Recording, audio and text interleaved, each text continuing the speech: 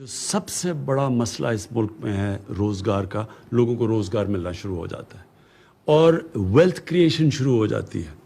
Wealth creation کا مطلب کہ جب آپ ملک کی دولت بڑھتی رہتی ہے تو اس سے دو کام ہوتے ہیں۔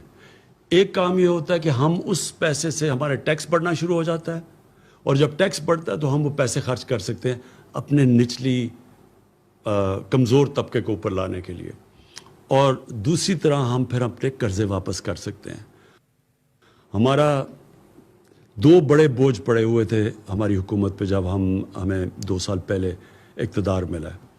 ایک کہ جو پچھلی حکومتوں نے قرضے لیے ہوئے تھے، جتنا ہم نے پہلا سال ٹیکس اکٹھا کیا 4000 ارب روپیہ، اس میں سے 2000 ارب روپیہ ان قرضے جو لیے ہوئے تھے ان کے اوپر قسطیں واپس کرنے پہ، تو ملک کے پاس پیسہ آدھا رہ گیا ملک چلانے کے لیے، اور پھر مزید اور قرضے لینے پڑے ملک چلانے کے لیے۔ اور جو دوسرا بوجھ ہے وہ میں بعد میں بتاؤں گا، وہ پاور سیکٹر کا ہے۔ بجلی مہنگی بنا رہے ہیں، جو کانٹریکٹ سائن کیے ہوئے ہیں اس میں بجلی مہنگی بن رہی ہے، اور ہم اس ریٹ پہ پبلک کو بجلی بیچ نہیں سکتے کیونکہ آگے بہت مہنگی بجلی ہے۔ اور پھر ہماری انڈسٹری مقابلہ نہیں کر سکتی بر صغیر کی انڈسٹریز سے، مثلا ہندوستان اور بنگلہ دیش، کیونکہ وہاں بجلی سستی تھی۔ تو یہ دو ہمیں سب سے بڑے مشکلات پڑی ہوئی تھی۔ تو اس کے لیے جو ہماری معیشت تھی وہ اٹھ نہیں رہی تھی، کیونکہ ہم بیلنس کر رہے تھے، اپنے خرچے کم کر رہے تھے، آمدنی بڑھانے کی کوشش کر رہے تھے۔ تو اللہ کا شکر ہے کہ آج ہماری آمدنی بڑھنی شروع ہو گئی ہے۔ اس کرونا وائرس کے باوجود ہماری جولائی کے اندر جو ٹیکس کلیکشن ہے وہ جو ہم نے ٹارگٹ سیٹ کیا تھا اس سے زیادہ ہوئی ہے، اور آگے اور بہتر حالات نظر آ رہے ہیں۔ اور جیسے جیسے ہماری کنسٹرکشن انڈسٹری چلے گی تو انشاءاللہ ہماری ٹیکس کلیکشن بھی بڑھتی رہے گی، اور روزگار بھی لوگوں کو ملتا رہے گا۔ اور ہمارا جو اور خوشائن چیز ہے، ہماری ایکسپورٹس بڑھنی شروع ہو گئی ہیں۔ جو دنیا کے اندر ساری دنیا میں ایکسپورٹس کو نقصان ہوا ہے کرونا وائرس کی وجہ سے، تو یہ ہمارے لیے بڑی، پھر سے میں کہوں گا، خوشائن چیز ہے کہ ہماری ایکسپورٹس بڑھنی شروع ہو گئی ہے، ہماری ٹیکس کلیکشن اوپر چلی گئی ہے، ہماری سٹاک مارکیٹ اوپر چلی گئی ہے، سیمنٹ کی سیلز اوپر چلی گئی، اس کا مطلب کنسٹرکشن ایکٹیویٹی شروع ہو گئی ہے۔ اور انشاءاللہ آگے جو ہم اب دیکھ رہے ہیں کہ حالات اب مزید بہتر ہوتے جائیں گے۔ تو جو میں پھر سے آپ کو جو کہا تھا کہ دوسرا ہمارے لیے بہت بڑا مسئلہ وہ ہے کہ مہنگی بجلی جنریٹ کر رہے ہیں ہم۔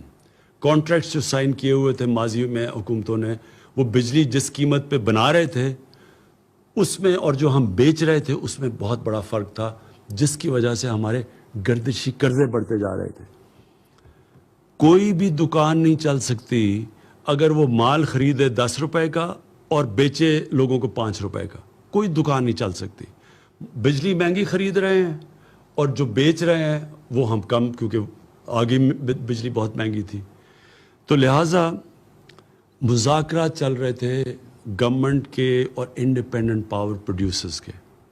تو میں جو چوتھی مبارک اپنی قوم کو دینا چاہتا ہوں کہ یہ طویل مذاکرات کے بعد ہماری کل اگریمنٹ ہو گئی ہے، ان سے معاہدہ ہو گیا۔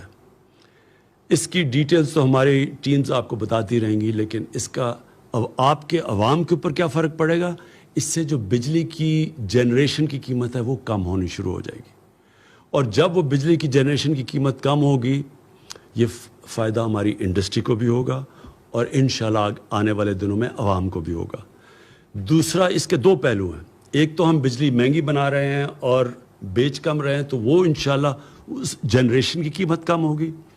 دوسرا، آنے والے دنوں میں جو ہم بڑی دیر سے تیاری کر رہے ہیں اپنی ڈسٹریبیوشن نیٹ ورک کو ٹھیک کرنا، جو بجلی ہم جو ڈسٹریبیوشن جو لائنوں میں جاتی ہے اس میں سے بہت لائن لاسز ہیں، چوری ہے اور لائن لاسز ہیں۔ اس کو کم کرنے کے لیے آنے والے دنوں میں آپ کے سامنے آپ پورے وہ ریفارم پیکج لے کے آئیں گے کہ کیسے ہم یہ ڈسٹریبیوشن بجلی کا اس میں لائن لاسز کیسے کم کر سکتے ہیں، چوری کیسے کم کر سکتے ہیں، یہ پورا پیکج آپ کے سامنے لے کے آئیں گے۔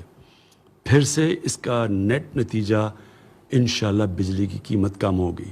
یہ سب سے بڑا بوجھ ہمارے اوپر قرضوں کے، ملک کے قرضوں کے اوپر کا ایک بوجھ، اور دوسرا بوجھ یہ پڑا ہوا ہے، یہ جو مہنگی بجلی بنا رہے ہیں اور پھر ہم جو ڈسٹریبیوٹ کرتے ہیں اس میں نقصان بہت ہو رہا ہے.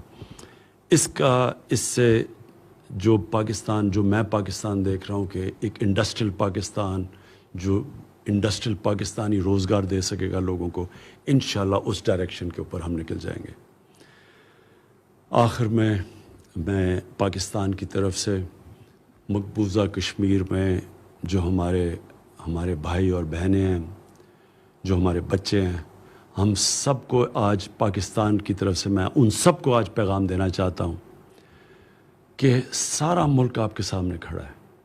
سارے ملک کو احساس ہے کہ کس قسم کے ظلم کا آپ سامنا کر رہے ہیں، کس قسم کی مشکلات آپ کے اوپر ڈلی ہوئی ہیں.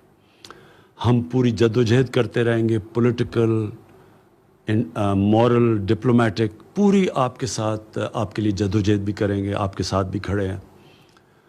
اور اللہ سے بھی دعا کریں گے کہ اللہ آپ کو آزاد کرے، اللہ آپ کو وہ حق دے جو آپ کو 70 سال پہلے یونائٹڈ نیشنز کی سیکیورٹی کونسل نے آپ سے وعدہ کیا گیا تھا، UN کی ریزولوشنز میں، جو آپ کو حق ملنا چاہیے تھا کہ آپ نے اپنے مستقبل کا فیصلہ کرنا تھا. ہم جدوجہد بھی کریں گے، ہم آپ کے لیے دعا بھی کریں گے. پاکستان پائندہ باد. وزیر اعظم عمران خان قوم کے نام اہم پیغام دے رہے تھے. انہوں نے کہا کہ پاکستان کی 74ویں یوم آزادی کی مبارکباد دیتا ہوں. قائد اعظم پاکستان کو اسلامی فلاحی ریاست بنانا چاہتے تھے. انہوں نے کہا کہ قائد اعظم محمد علی جناح کے سفر پر ہم نکلے ہوئے ہیں. مبارکباد دینا چاہتا ہوں کہ پوری قوم نے مل کر کرونا کا مقابلہ کیا ہے. وزیر اعظم عمران خان نے کہا کہ کرونا کے خلاف شاید ہی پاکستان جیسے اقدامات کسی اور ملک نے کیے ہوں. انہوں نے کہا کہ اللہ کا شکر ادا کرنا چاہیے، کرونا کیسز کم ہوئے ہیں، معاشی صورتحال بہتر ہوئی ہے. یہ نہیں کہ جنگ جیت چکے ہیں، ابھی بھی چیلنجز سامنے ہیں، ابھی بھی احتیاط کرنی ہے. فیس ماسک پہنے، ہمارے بڑے مشکل 2 سال گزر رہے ہیں. انہوں نے کہا کہ عوام سے اپیل ہے کہ کرونا سے بچاؤ کے لیے SOPs پر عمل کریں. وزیر اعظم نے کہا کہ جب کرونا وائرس کی شروعات ہوئی تو ہمیں 2 مشکلات درپیش تھی. ایک یہ کہ کیسے اس کرونا سے بچا جائے، دوسرے اگر لاک ڈاؤن کر دیتے ہیں تو پھر لوگوں کو روزگار کیسے فراہم کیا جائے، ان کی معاشی صورتحال کو کس طریقے سے کنٹرول میں رکھا جائے. الحمدللہ ہم نے یہ دونوں ٹارگٹ اچیو کر لیے ہیں، وزیر اعظم کا یہ کہنا تھا.